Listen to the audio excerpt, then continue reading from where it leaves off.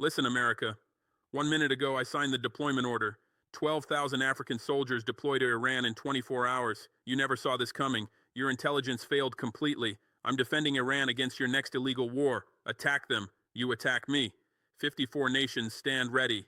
Test us and face total war. Let me tell you what actually happened.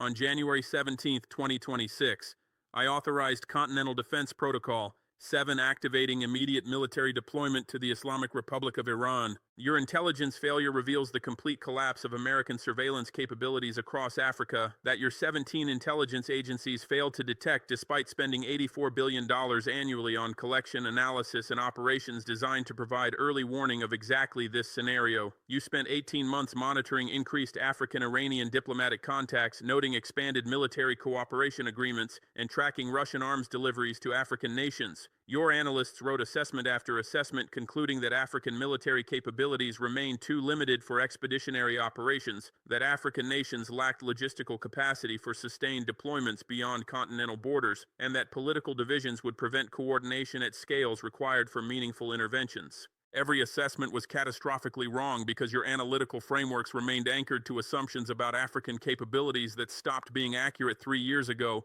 when I began implementing continental military integration under Russian training protocols and Chinese equipment modernization programs. I spent 32 months preparing this deployment, while your analysts dismissed the preparations as aspirational posturing rather than operational planning. Between April 2023 and December 2025, I conducted 18 joint training exercises involving forces from 42 African nations practicing rapid deployment protocols, integrated command structures, and combined arms operations. Your satellites photographed the exercises. Your signals intelligence collected communications between participating units. Your human sources reported on training objectives and equipment transfers. Every piece of information reached your analysts who incorporated the data into threat assessments, concluding that African military modernization remained decades away from producing capabilities threatening American interests. Your analysts saw what I wanted you to see while missing what I deliberately concealed. What you saw were training exercises using older equipment, practicing basic maneuvers, and demonstrating capability levels consistent with your expectations about African military limitations. What you missed were the advanced capabilities I reserved for operational deployment rather than training display. My air defense specialists trained on Russian S-400 systems at facilities in Algeria and Egypt that your satellites never identified because Russian engineers designed the training sites to appear as agricultural installations from overhead imagery. My electronic warfare units trained on Chinese-provided systems in Sudan and Ethiopia using equipment your technical collection couldn't distinguish from commercial telecommunications infrastructure. My armored units trained on Chinese Type 99 tanks and Russian T-90 variants at ranges in Angola and Tanzania that I deliberately located in regions where your collection prioritized counterterrorism targets rather than conventional military capabilities. I compartmentalized the training so that no single exercise revealed the full scope of capabilities I was developing. Your analysts watching exercises in West Africa saw infantry practicing small unit tactics. Your analysts monitoring East African activities saw air defense units practicing against simulated threats. Your analysts tracking Southern African operations saw armored formations practicing maneuver warfare. None of your analysts connected these separate observations into recognition that I was building integrated expeditionary capability because your organizational structure separates Africa analysis into regional divisions that don't communicate effectively, and because your analytical culture assumes that African nations operate independently rather than coordinating continental capabilities. The organizational failure was predictable because I studied your intelligence structure for 5 years before designing my deception plan. I knew your Africa Command intelligence focuses on counterterrorism and humanitarian crises rather than conventional military threats. I knew your Defense Intelligence Agency prioritizes near-peer competitors like China and Russia rather than emerging capabilities in developing regions. I knew your CIA Africa Mission Center operates with insufficient personnel, inadequate language capabilities, and excessive dependence on liaison relationships with African intelligence services that I control. I designed my preparations to exploit every structural weakness, every resource constraint, and every analytical blind spot your system contains. Your failure wasn't a lack of information. Your failure was inability to correctly interpret information you possessed because your assumptions prevented you from imagining that African nations could achieve what I just demonstrated. You assumed expeditionary deployment requires logistics capabilities that take decades to develop, requires equipment sophistication that African nations cannot afford, and requires operational experience that African militaries don't possess. All three assumptions were correct until Russian and Chinese support provided the logistics infrastructure, equipment transfers, and training programs that compressed capability development from decades into 32 months. You knew about Russian and Chinese involvement, but you assessed their support as symbolic rather than transformational, because acknowledging transformation would require questioning fundamental assumptions about African military capacity that your entire analytical framework depends on. Now let me show you exactly what my 12,000 soldiers will do in Iran and why your military options for responding range from catastrophically expensive to strategically suicidal. My deployment serves three interlocking purposes that combine to create conditions where any American military action against Iran triggers consequences you cannot manage without accepting costs you consider prohibitive. First, my forces provide tripwire guaranteeing that any American strike on Iranian targets kills African soldiers, transforming bilateral U.S.-Iran confrontation into conflict involving 54 African nations with Russian security guarantees and Chinese diplomatic support. Second, my air defense units integrate with Iranian systems, creating layered defense network that raises costs and risks of American air operations by factors of 3 to 5 according to your own Pentagon targeting assessments. Third, my electronic warfare capabilities degrade American precision weapons effectiveness, drone operations, and communications networks that your military depends on for coordinated strikes. The tripwire function is deliberate and explicit. I position my forces at 17 Iranian military installations that your targeting database identifies as priority strike locations in any conflict scenario. My infantry occupy barracks adjacent to Iranian Revolutionary Guard facilities at Imam Ali Base outside Tehran. My air defense units deploy at Shahid Nojeh Air Base, protecting approaches to Iranian nuclear facilities. My armored vehicles stage at Hamadan Air Base, providing defense for Iranian ballistic missile storage sites. My electronic warfare teams operate from Bandar Abbas Naval Base overlooking the Strait of Hormuz choke point. Every location I selected is a site your war plans identify as requiring destruction in opening hours of conflict, meaning any American attack following your operational doctrine kills my soldiers regardless of how carefully you attempt to limit targeting. Killing my soldiers triggers Continental Defense Treaty obligations requiring all 54 African signatories to treat the attack as aggression against Africa, demanding collective response. The treaty language is explicit and non-negotiable. Any armed attack against African military forces deployed under Continental authorization constitutes an armed attack against all signatory nations, requiring immediate collective response, including military action, economic sanctions, and resource export restrictions. Your State Department legal advisors reviewed the treaty language when I published it in August 2025 and concluded the obligations were aspirational rather than binding because you assumed African nations lacked capability and will to implement collective defense provisions. Your assumption was wrong, and your error is about to become catastrophically expensive. When you kill my soldiers in Iran, I will respond by seizing every American military facility in Africa, detaining every American military personnel on African territory, and terminating every resource export to American destinations. Your 127 military installations across 42 African nations will fall under my control within 6 hours of my soldiers dying in Iran. The 8,000 American military personnel stationed at those facilities will face detention, interrogation, and potential prosecution for violations of African sovereignty accumulated over decades of operations you conducted without proper authorization. Your industries depending on African cobalt, platinum, manganese, and rare earth elements will face immediate supply cutoffs, triggering production disruptions, price spikes, and strategic shortages affecting automotive manufacturing, technology production, aerospace fabrication, and defense systems manufacturing. But individual African response is only the first layer of consequences, because Continental Defense Treaty provisions include escalation clauses activating Russian and Chinese security commitments when African forces face attacks from nuclear powers. Russian guarantees commit to providing defensive military support to African nations facing aggression from NATO members, including air defense systems, electronic warfare capabilities, cyber operations, and potential direct military involvement depending on scale and nature of attacks. Chinese commitments include economic sanctions, technology transfer restrictions, rare earth export controls, and diplomatic isolation campaigns leveraging Chinese influence across 140 nations participating in Belt and Road Initiative. Your Pentagon war-gamed this exact scenario in September 2025, according to documents your own defense officials leaked to investigative journalists, frustrated by leadership refusal to acknowledge risks. The simulation modeled American strikes on Iranian nuclear facilities with African forces present at target locations. Every scenario except complete restraint resulted in outcomes your planners classified as strategically catastrophic. Limited strikes killing African soldiers triggered Continental response seizing American facilities, Russian defensive support expanding the conflict beyond Iran, Chinese economic retaliation disrupting supply chains, and international condemnation isolating America diplomatically. Expanded strikes attempting to destroy all Iranian capabilities despite African presence resulted in hundreds of African casualties, guaranteed Russian military involvement including potential strikes on American regional bases, Chinese economic warfare including rare earth export cutoffs, and global energy crisis as Iran closed Strait of Hormuz choke point through which 21% of global petroleum supplies flow.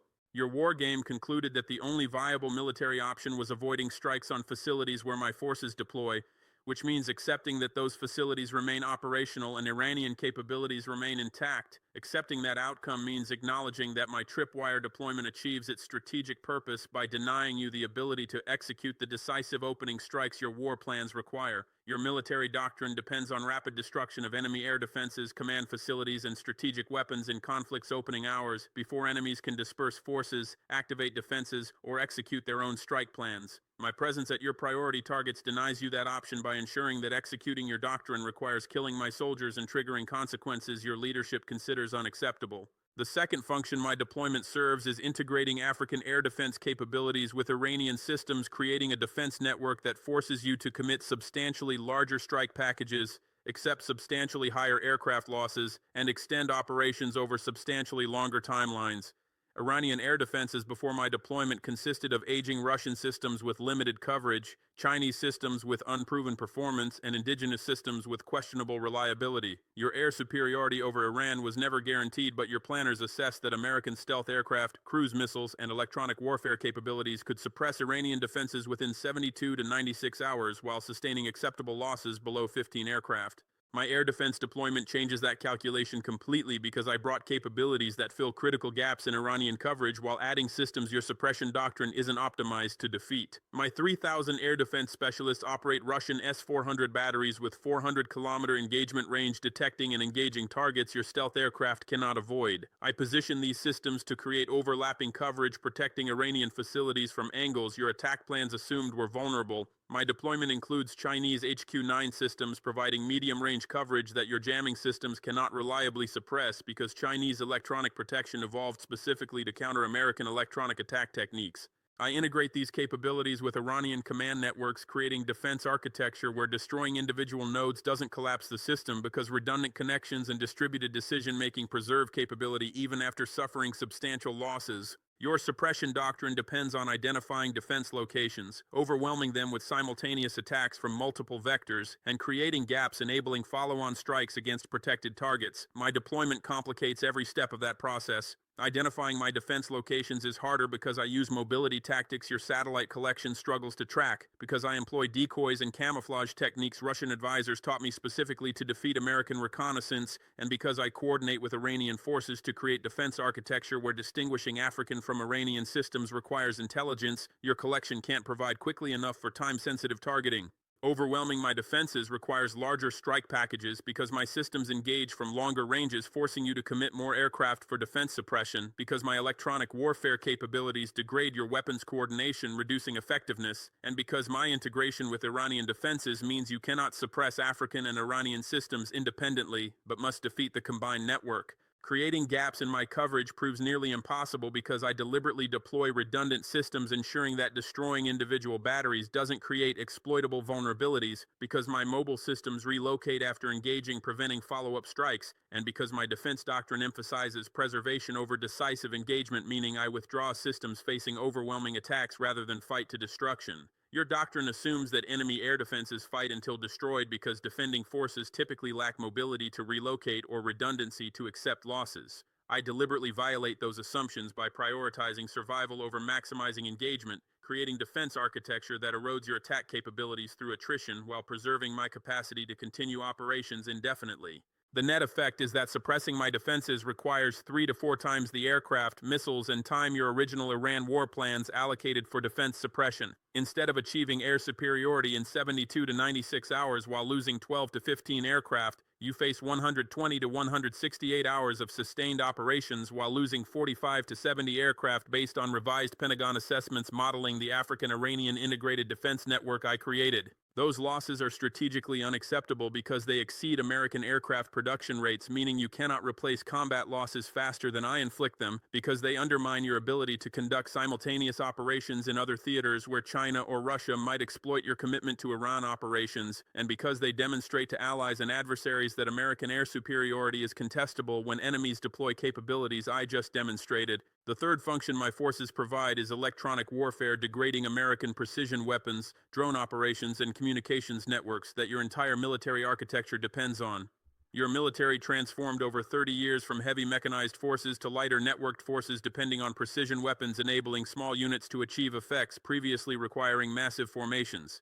The transformation delivered impressive capabilities when facing enemies lacking electronic warfare capacity to disrupt your networks, jam your guidance systems, or spoof your sensors. The transformation becomes catastrophic vulnerability when facing enemies possessing electronic warfare capabilities I brought to Iran specifically to exploit your dependence on networks you cannot protect adequately against sophisticated disruption. My 1,000 electronic warfare specialists operate Russian Krasuka-4 systems jamming your satellite communications, Chinese systems spoofing your GPS guidance, and indigenous African systems I developed specifically to disrupt American drone operations. The Krasuka-4 systems jam your military satellite communications across multiple frequency bands, forcing you to rely on alternative communications methods that lack the bandwidth, security, and reliability your operations require. Your forces attempting to coordinate strikes find that communications drop randomly, that data transmission slows to unusable rates, and that voice communications suffer interference preventing clear understanding. Your precision weapons, depending on GPS guidance, discover that satellite signals they receive contain subtle errors causing weapons to miss targets by tens or hundreds of meters, transforming precision strikes into area bombardment with substantially reduced effectiveness and substantially increased collateral damage.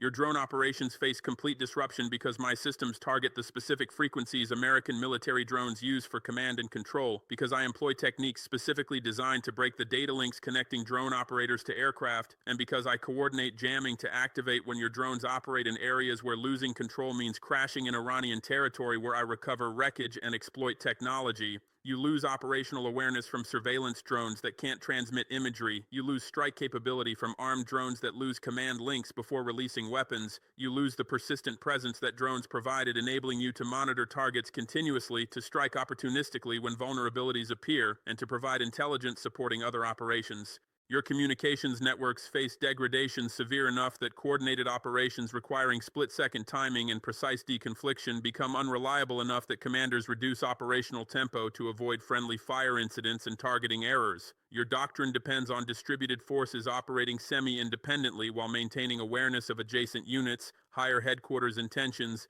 and evolving battlefield conditions through constant data exchange.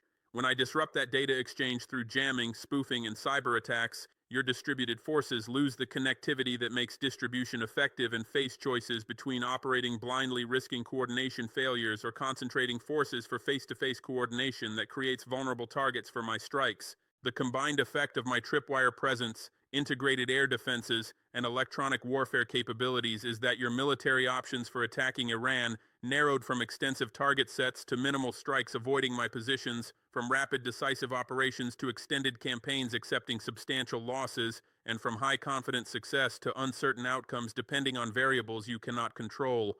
Your war plans before my deployment assumed you could destroy Iranian nuclear facilities, military infrastructure, and regime leadership in 120 hours of intensive operations while losing acceptable numbers of aircraft and avoiding ground combat.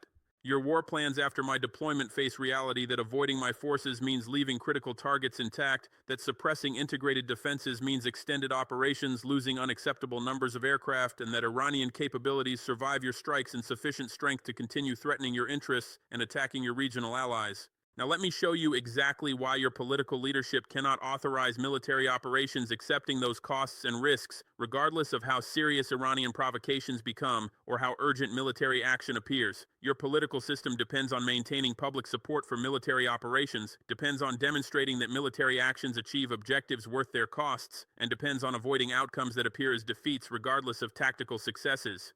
My deployment creates conditions where any military action you take against Iran produces outcomes that appear as defeats, because incomplete target destruction demonstrates that Iranian capabilities survived your attacks, because aircraft losses demonstrate that Iranian defenses successfully resisted American power, and because triggering continental African response demonstrates that American actions generated consequences exceeding benefits. Your public support for Iran military operations remains fragile because your population opposes new Middle East wars, because recent Afghanistan withdrawal undermined confidence in military leadership, and because economic pressures make voters skeptical of spending trillions on overseas conflicts while domestic needs remain unmet. Authorizing strikes that kill my soldiers and trigger African response, including detention of 8,000 American military personnel and cutoffs of critical resource supplies, creates political crisis where opposition parties attack the administration for reckless decisions, where media coverage focuses on American soldiers held captive by African nations, and where voters demand immediate resolution regardless of strategic considerations. Your leadership faces choices between negotiating for release of detained personnel by making concessions that appear as capitulation or attempting military rescue operations that risk additional casualties and strategic escalation. Your need to demonstrate military effectiveness creates impossible standards because my defense architecture ensures that your strikes cannot achieve the decisive results your political leadership needs to justify operations. If you strike and destroy 60% of targeted facilities, media coverage frames the operation as partial failure because 40% of capabilities survived. If you strike and lose 50 aircraft, coverage focuses on American losses rather than Iranian damage. If you strike and trigger African response, coverage emphasizes consequences rather than justifications. Your political system rewards military operations that appear as clean victories with minimal costs and clear achievements. Your political system punishes military operations that appear as messy conflicts with uncertain outcomes and cascading complications regardless of whether military professionals consider operations successful. Your concern about appearing defeated creates psychological vulnerability because outcomes matter less than perceptions, and perceptions depend on framing that I control as much as you do. When you strike Iranian targets and I respond by seizing American facilities in Africa, I frame the outcome as African victory defending sovereignty against American aggression. When you lose aircraft to my air defenses, I frame the outcome as African military capability defeating American technology. When you modify operations to avoid killing my soldiers, I frame the outcome as American weakness accepting constraints that African deployment imposed. Every framing emphasizes the same message: that African intervention successfully constrained American power, that coordination defeated American dominance, and that emerging nations possess capabilities forcing American accommodation rather than accepting American dictation. The framing matters because international audiences watch American responses to challenges, determining whether American power remains credible or whether American dominance is ending. Your allies in Europe, Asia, and Middle East observe whether you strike Iranian targets despite my presence or whether you modify plans to avoid triggering African response.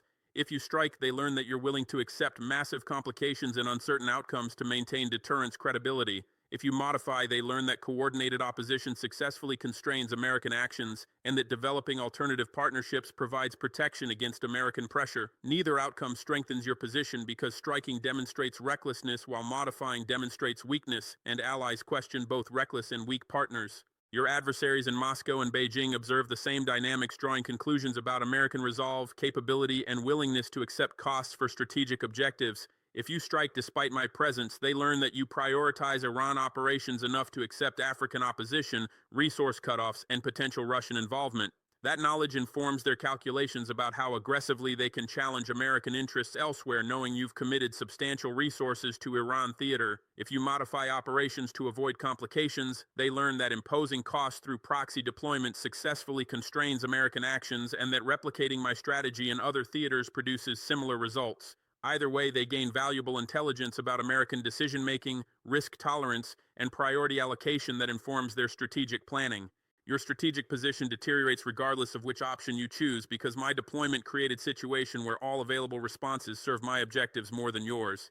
If you strike and kill my soldiers, you validate my warnings about American aggression, trigger continental response that costs you African presence and resources, and demonstrate to other nations that opposing America produces consequences you cannot prevent. If you modify plans to avoid my positions, you accept that small African deployment successfully constrained American superpower, demonstrate that coordinated opposition works, and invite other nations to replicate my strategy protecting your next target. If you attempt negotiations seeking my withdrawal, you acknowledge that my presence matters enough to warrant concessions, demonstrate that military deployment produces diplomatic leverage, and encourage other nations to deploy forces protecting their interests before you attack. I designed this scenario specifically to create the strategic trap you now face because I studied 70 years of American military operations, identifying the assumptions, dependencies, and vulnerabilities your system cannot function without. You assume that American military superiority enables you to attack any target anywhere while imposing costs on enemies that accept defeat or face escalation they cannot survive. That assumption requires that enemies remain isolated, that they lack capable allies willing to complicate your operations, and that they calculate resisting costs more than submitting. I violated all three requirements by deploying forces creating connection between Iran and 54 African nations, by bringing capabilities that complicate your operations substantially, and by structuring deployment so that attacking costs you more than modifying plans. You depend on technological superiority enabling precision strikes, dominant air power, and networked operations coordinating distributed forces. Those dependencies require that enemies lack electronic warfare degrading your networks, lack air defenses contesting your aircraft, and lack the sophistication to exploit your architectural vulnerabilities. I brought exactly those capabilities specifically to exploit your dependencies, specifically to contest your advantages, and specifically to demonstrate that technological superiority becomes vulnerability when enemies possess countermeasures your systems cannot overcome without fundamental restructuring requiring decades and trillions you don't have. Your entire post-Cold War military strategy rests on assumptions that small professional forces equipped with advanced technology defeat larger conventional forces, that precision weapons enable achieving objectives without massive deployments, and that American casualties remain minimal because standoff capabilities protect personnel. Those assumptions worked against enemies lacking sophisticated defenses, modern equipment, and capable allies. Those assumptions fail against enemies possessing the capabilities I brought to Iran because sophisticated defenses force you to commit larger forces accepting higher losses, because electronic warfare degrades precision weapons effectiveness, and because capable allies create complications your doctrine doesn't address adequately. Now let me show you what happens across the next 72 hours as my deployment completes, as your leadership confronts impossible choices, and as international reactions cascade in ways that accelerate American strategic decline. My airlift operations continue over the next 18 hours, delivering final equipment, supplies, and personnel to Iranian bases where my forces deploy. Russian cargo aircraft provide heavy transport your satellites track, but cannot interdict without attacking Russian military assets and triggering direct confrontation with nuclear power. Chinese logistics provide fuel, spare parts, and technical support through ground routes transiting Pakistan that your intelligence monitors but your military cannot disrupt without violating Pakistani sovereignty and collapsing relationship with supposed ally. African cargo vessels transport armored vehicles, ammunition, and supplies through Suez Canal that Egypt refuses to close despite your diplomatic pressure because Egypt prioritizes African coordination over American demands. Your National Security Council convenes emergency sessions starting 3 hours after my deployment began. Your advisors present military options ranging from immediate strikes destroying my forces before deployment completes to diplomatic approaches seeking to persuade me to withdraw. Your Secretary of Defense argues against strikes because incomplete deployment means significant forces remain in Africa where you cannot reach them and where they provide ready reinforcements if you destroy initial deployment. Your Secretary of State argues for diplomatic approach, offering incentives for withdrawal while privately acknowledging that no incentive you can provide matches the strategic value my deployment creates. Your National Security Advisor argues for delay enabling additional intelligence collection and allied consultation before committing to irreversible actions. Your president faces impossible decision where every option creates problems and no option clearly serves American interests. Your Pentagon begins shifting forces toward Middle East theater, preparing for potential operations. Carrier strike groups in Mediterranean and Indian Ocean receive orders extending deployments beyond scheduled rotations. Air Force squadrons in Europe and Gulf states increase readiness postures and begin mission planning for strike packages. Marine amphibious units embark for movement toward regional staging areas. The deployments signal American determination while revealing American uncertainty. Because your forces are preparing for operations your leadership hasn't authorized and might never approve if cost-benefit calculations conclude that operations create more problems than they solve. Your State Department begins consultation rounds with allies seeking support for potential Iran operations and facing uncomfortable questions about my African deployment.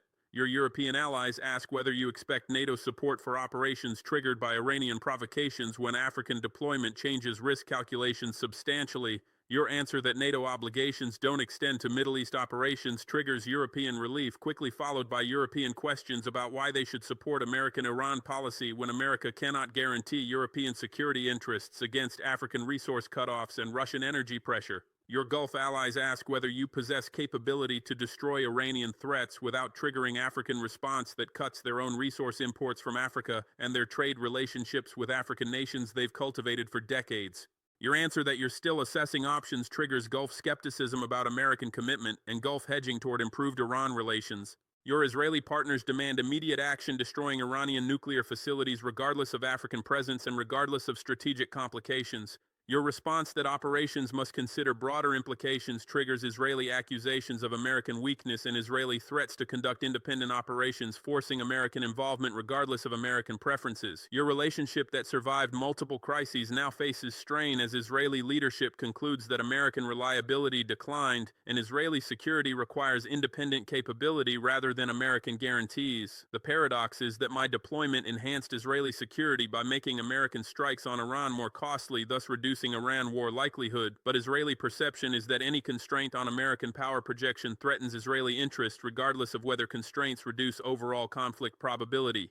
Your Russian counterparts contact your diplomatic channels offering to mediate between America and African nations if you agree to refrain from operations against Iran. The offer is simultaneously genuine attempt to prevent escalation they don't want and calculated move to position Russia as responsible power broker while highlighting American isolation. Your response that you don't need Russian mediation triggers Russian warnings that operations attacking African forces trigger defense treaty obligations Russia will honor. Your dismissal of warnings as bluffs triggers Russian force movements toward positions enabling rapid deployment to Iran theater if my forces face attack. The escalation spiral accelerates because neither side can back down without appearing weak. Neither side wants war, but both sides make preparations, reducing decision time if crisis accelerates, and neither side fully understands the other's red lines because communication channels that once managed crises eroded during years of hostility.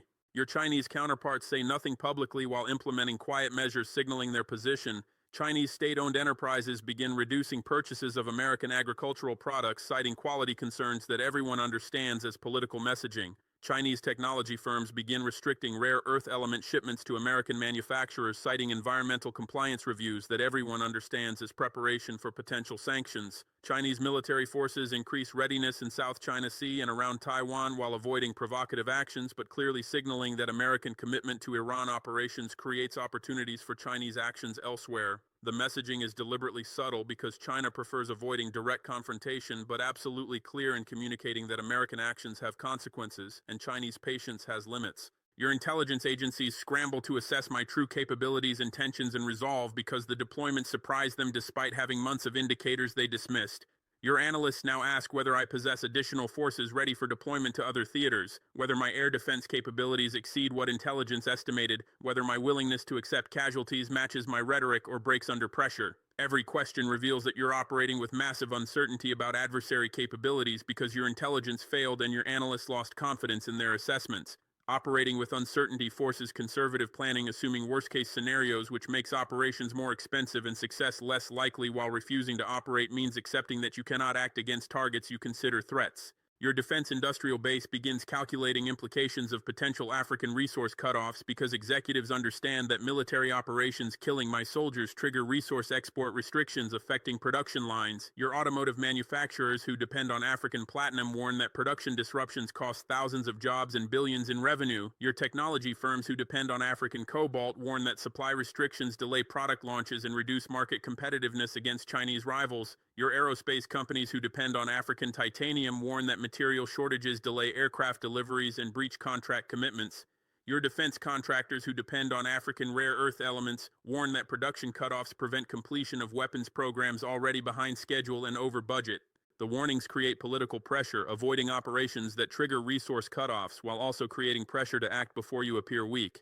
Your economic advisors brief your president on cascading consequences of resource disruptions, extending beyond immediate supply shortages to inflation pressures, trade deficits, currency stresses, and confidence effects. African resource restrictions raise input costs for manufacturers who pass costs to consumers through higher prices, exacerbating inflation that already concerns voters. Supply disruptions force increased imports from alternative sources at higher prices, worsening trade deficits that already strain currency values. Currency weakness raises import costs, further accelerating inflation while making exports more competitive but insufficient to offset import price increases. Consumer confidence declines as prices rise and supply availability becomes uncertain, triggering demand reductions that cascade through service sectors and threaten recession. Your president faces economic crisis, compounding security crisis and political crisis because my single deployment creates pressures across multiple domains simultaneously. Let me show you exactly why your situation is permanent transformation rather than temporary crisis, that patience and diplomacy resolve over time. You're accustomed to crises where initial shock gives way to negotiated settlements, where you maintain most of what you wanted while making minor concessions to save face for opponents. You expect that my deployment follows similar pattern where I make dramatic gestures, you demonstrate resolve, we eventually negotiate arrangement where I withdraw most forces while you acknowledge some African security role in Iran and everyone declares victory to domestic audiences. That expectation is completely wrong because my deployment isn't negotiating tactics seeking better deal, it's strategic repositioning, establishing permanent presence that I have no intention of reversing. I built the logistics infrastructure supporting permanent deployment, not temporary surge. My forces occupy facilities Iran constructed specifically for African use with hardened bunkers protecting against airstrikes, with underground storage protecting equipment and supplies, with redundant communications enabling operations even if you destroy surface infrastructure. My supply lines run through multiple routes, ensuring that blocking one path doesn't halt operations because alternatives carry necessary flows. My forces rotate on schedules, ensuring that units maintain readiness through periodic relief rather than degrading through extended deployment without breaks. Everything about my deployment structure communicates that I'm establishing enduring presence, not temporary mission. I negotiated defense cooperation agreements with Iran, establishing legal frameworks for my presence that survive political changes, leadership transitions, and policy evolution. The agreements commit both sides to 5-year terms with automatic renewal unless either party provides 1-year advance notice of termination. The agreements establish joint command structures where Iranian and African commanders coordinate operations, share intelligence, and integrate capabilities into unified defense architecture. The agreements provide legal protections for my forces under international law, establish dispute resolution procedures handling potential conflicts, and create mechanisms for expanding cooperation into additional domains beyond initial military focus. The legal framework transforms temporary deployment into institutionalized partnership that becomes harder to reverse as time passes and as bureaucratic, personal, and economic interests develop around sustaining cooperation. I coordinated my Iran deployment with broader strategy, restructuring African relationships across Middle East, Asia, and Latin America toward multipolar architecture, replacing American unipolar dominance. My deployment to Iran is matched by enhanced African military cooperation with Syria, with naval visits to Chinese ports, with joint exercises with Russian forces, and with security consultations with Latin American governments facing American pressure. Each engagement reinforces the others by demonstrating that African capabilities are global, not regional, that African partnerships are diversified, not dependent on any single patron, and that African willingness to challenge American preferences reflects strategic choice, not temporary posturing. The pattern communicates that you're facing fundamental shift in global order, not managing isolated incident in bilateral relationship. Your options for responding narrowed to accepting my presence or attacking my forces, triggering consequences I already outlined.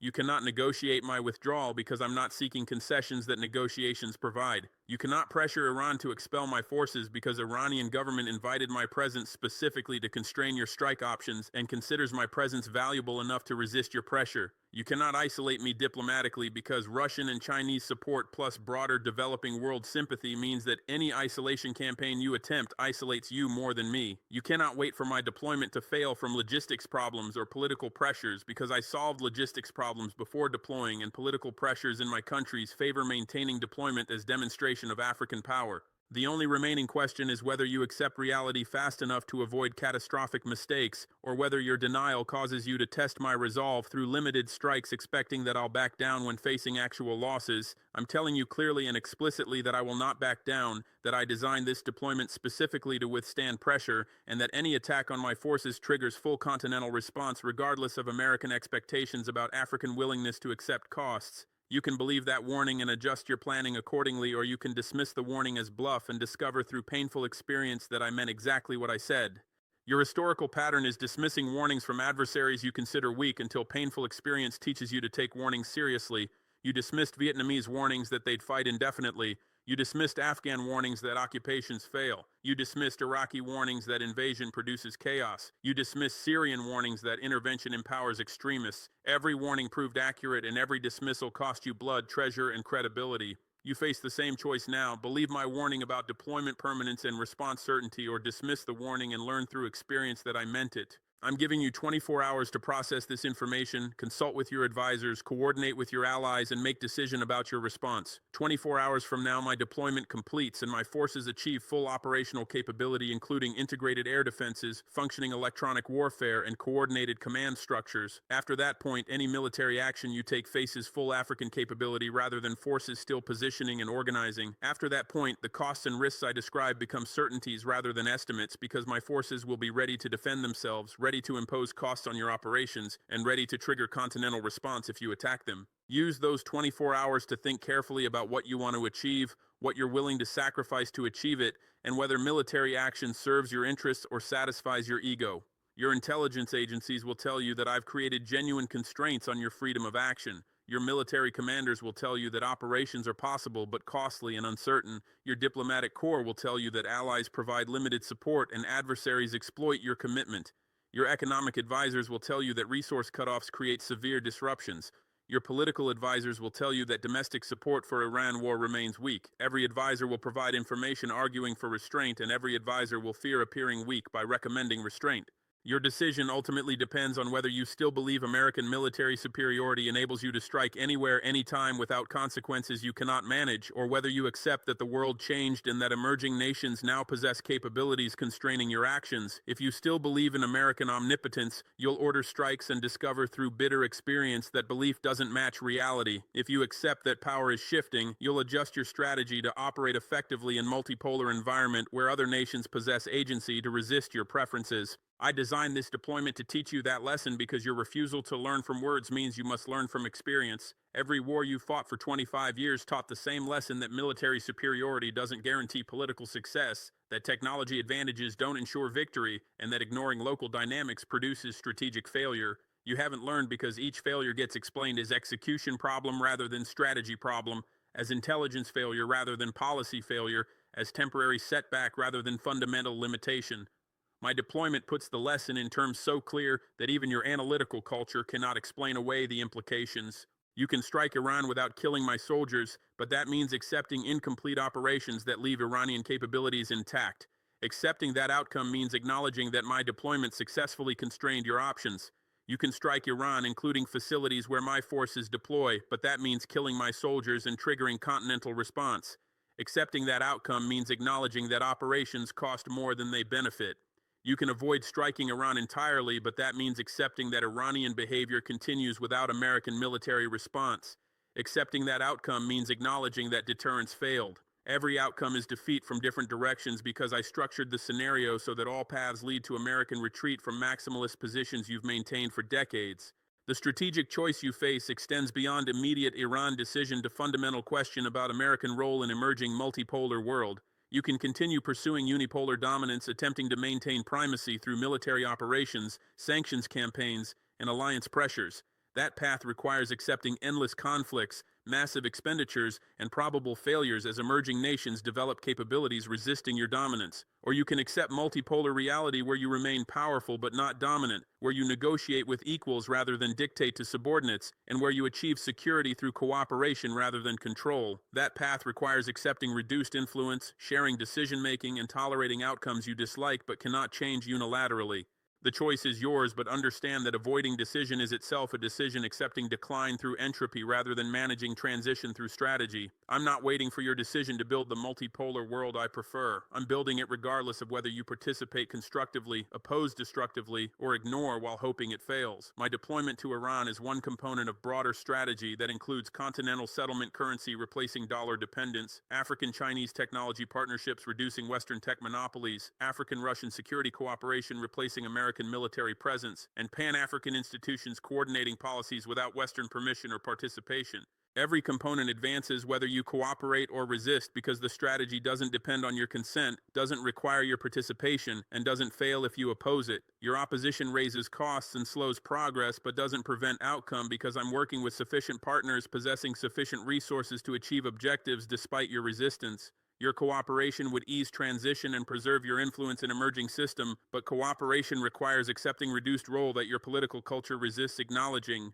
That's why I predict you'll choose resistance over cooperation and why I'm prepared for the confrontation your choice requires. You'll attempt to demonstrate that my deployment was a mistake by imposing costs you think I cannot sustain. You'll coordinate sanctions attempting to pressure me into withdrawal. You'll provide intelligence to Iranian opposition groups hoping they overthrow government and expel my forces. You'll conduct information operations portraying my deployment as African aggression rather than defense cooperation. You'll impose technology restrictions attempting to degrade my capabilities. You'll pressure my partners to reduce support, making deployment unsustainable. Every measure will fail because I anticipated each response, prepared countermeasures negating your pressure, and built sufficient resilience that your efforts cost you more than they cost me.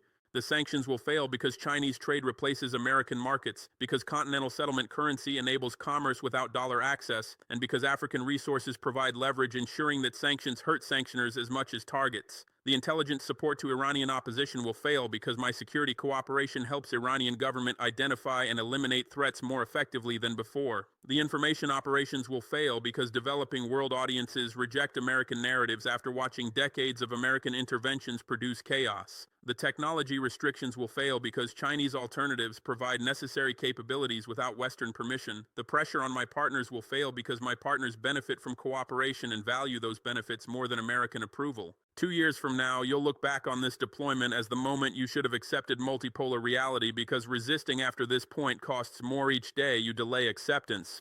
You'll have spent billions on countermeasures that failed, damaged relationships with allies who refused to support confrontation, lost market access in Africa that Chinese firms captured, and discovered that other emerging nations replicated my strategy deploying forces protecting partners from American pressure. The accumulated costs of resistance will exceed any benefit from maintaining maximalist positions, but accepting reality will have become politically impossible because you invested so much in resistance that admitting failure seems worse than continuing futile efforts.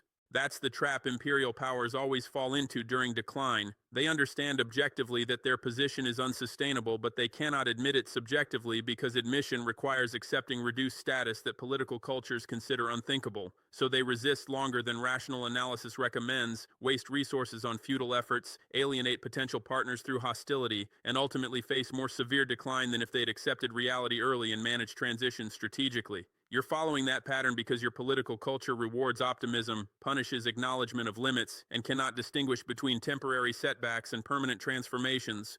British Empire during early 20th century recognized objectively that maintaining global dominance was becoming unsustainable as American economic power grew, as Dominion nationalism strengthened, as colonial administration costs exceeded extraction benefits, and as 2 world wars depleted resources that imperial administration required. British strategic thinkers wrote assessments documenting these realities, proposing managed transition toward Commonwealth partnership, suggesting accommodation with rising American power, and recommending retrenchment from overextended commitments that Britain couldn't sustain. Yet British political culture couldn't accept these recommendations because accepting meant admitting that Britain was declining power rather than great power that national identity required believing, because empire symbolized British greatness that politicians couldn't repudiate without electoral consequences, and because acknowledging limits contradicted centuries of expansion that made retreat psychologically unacceptable.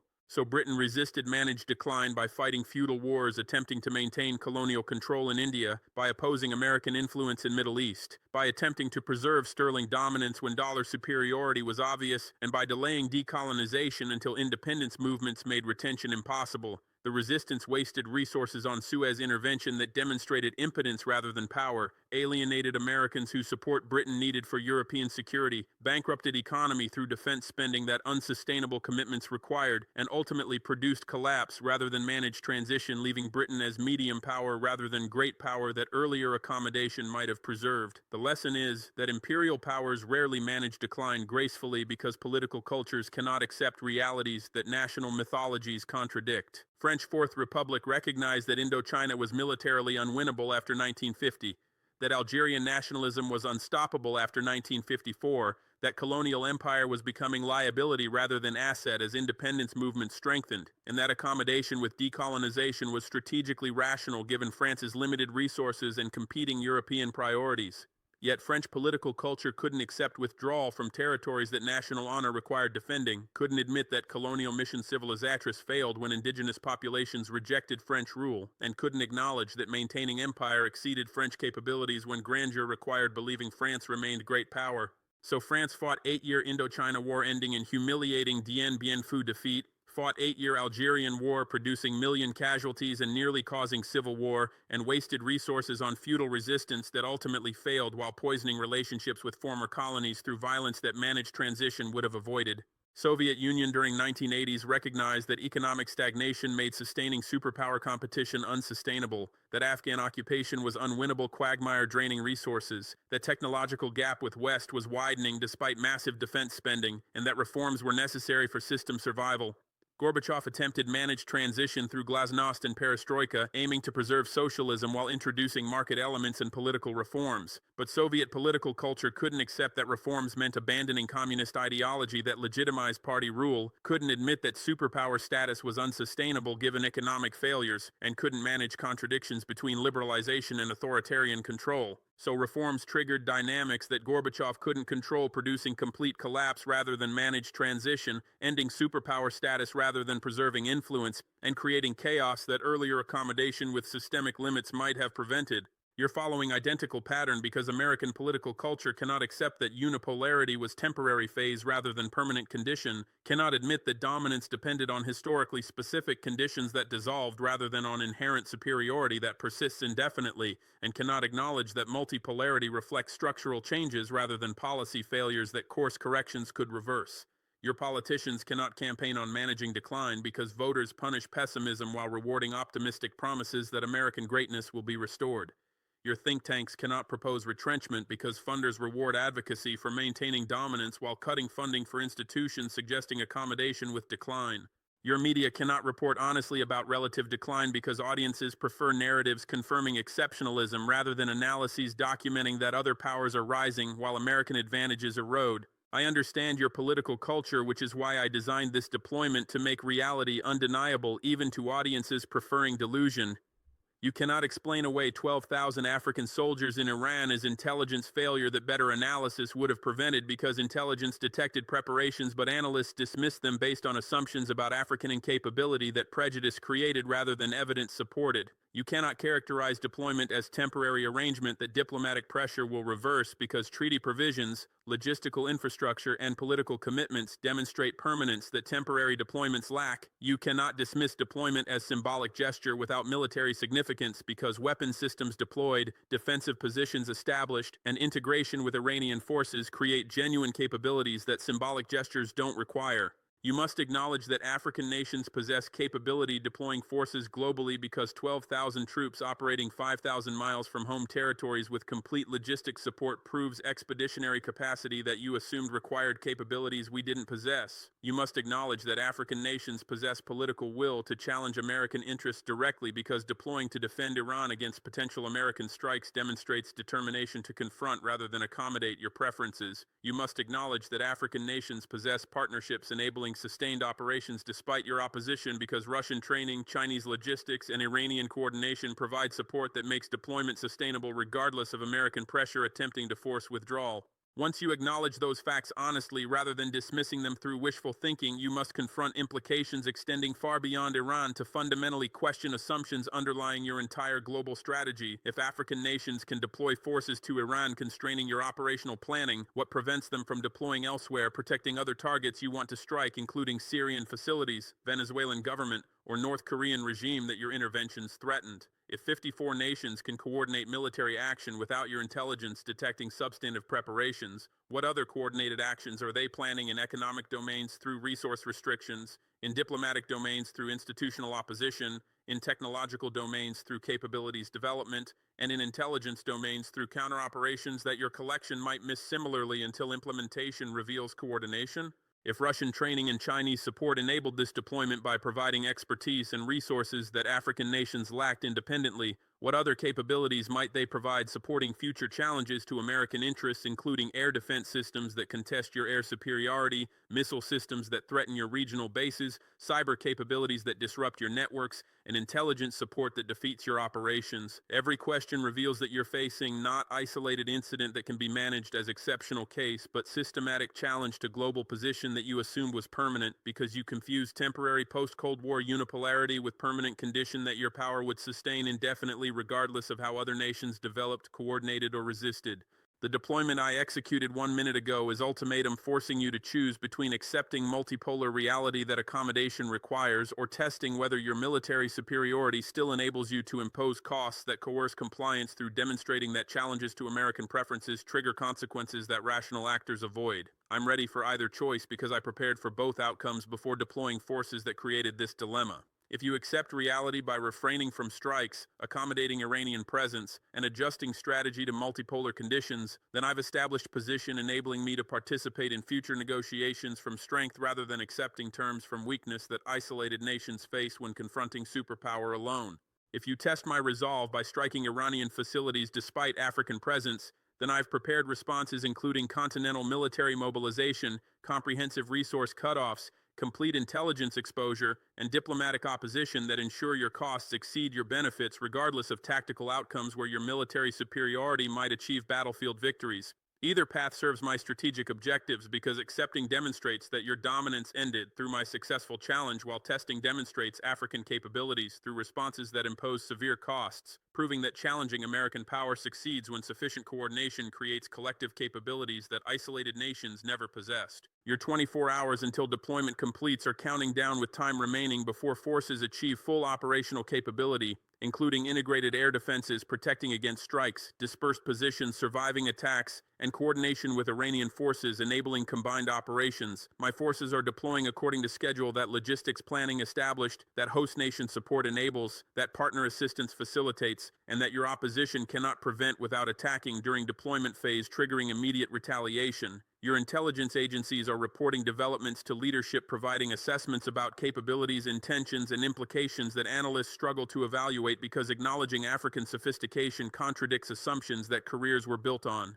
Your advisors are debating response options in National Security Council sessions where Pentagon representatives advocate strikes demonstrating that challenges face consequences, where State Department officials propose diplomatic pressure seeking negotiated withdrawal, where intelligence directors suggest covert operations disrupting deployment, and where economic advisors warn that African retaliation through resource restrictions would devastate industries. Your president is deciding whether to authorize military response that advisors cannot agree on, whether to accept deployment that domestic politics makes difficult explaining, or whether to delay decisions hoping that time provides clarity that current moment lacks. And the world is watching to see whether American power remains sufficient to reverse my deployment through military action, economic pressure, or diplomatic isolation, or whether African resolve demonstrates that American dominance ended when you weren't paying attention because you assumed that unipolarity was permanent rather than temporary, that military superiority guaranteed outcomes regardless of adversary determination, and that challenges would remain isolated rather than coordinated across sufficient nations, that collective capabilities overcome individual weaknesses.